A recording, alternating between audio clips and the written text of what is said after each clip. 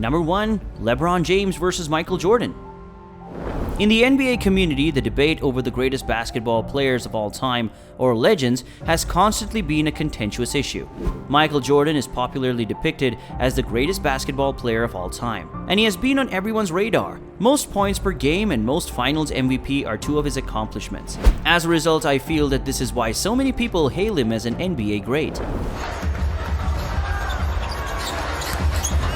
On by 5, kicks the point. Even though there are many other great basketball players, Michael Jordan has captivated the affection of many fans. Jordan won 10 shooting records in 11 consecutive games with the Bulls.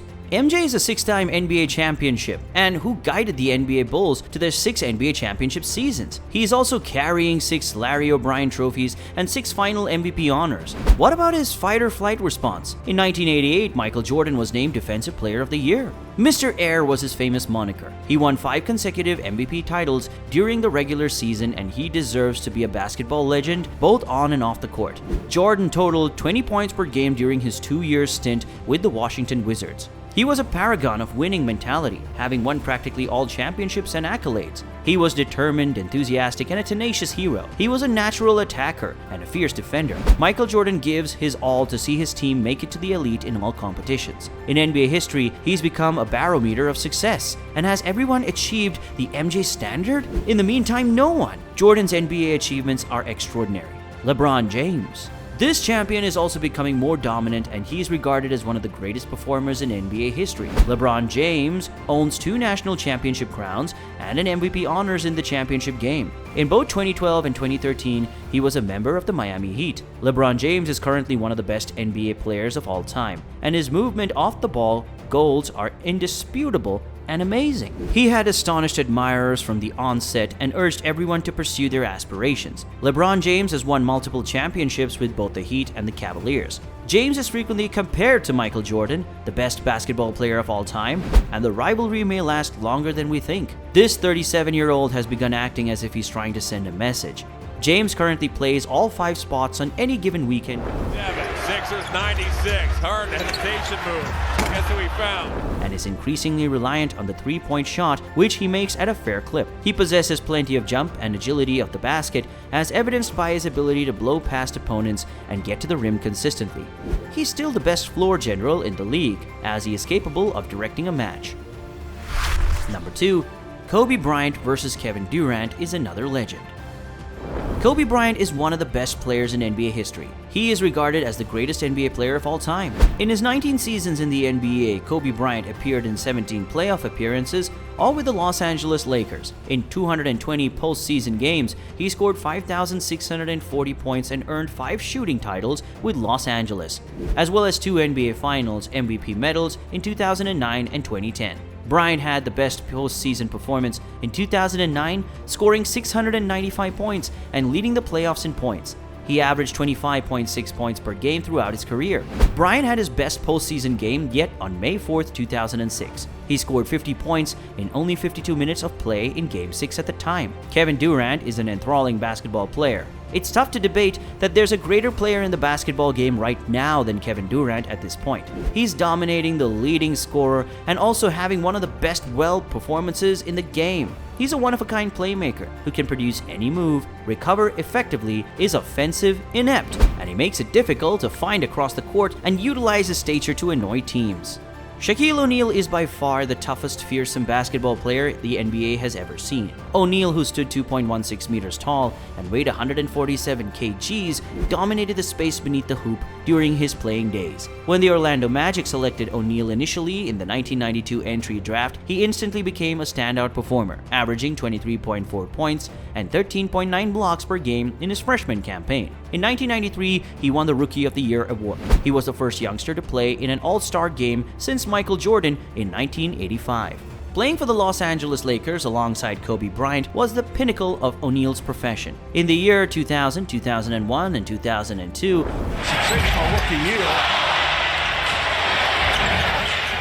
the Hall of Fame center was instrumental in the Los Angeles Lakers winning 3 successive NBA titles. Tim Duncan versus Jokic.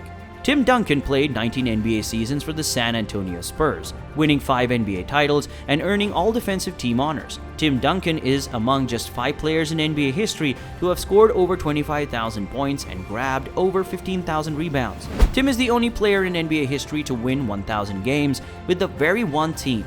Tim will be remembered as the strongest forward to ever play the game, a proponent of dependability in an ever-changing sport. Duncan is one of the most well-paid basketball players in history. He's made a significant contribution to the Spurs in San Antonio. He's certainly produced a big effect on the NBA and the sport of basketball as a whole.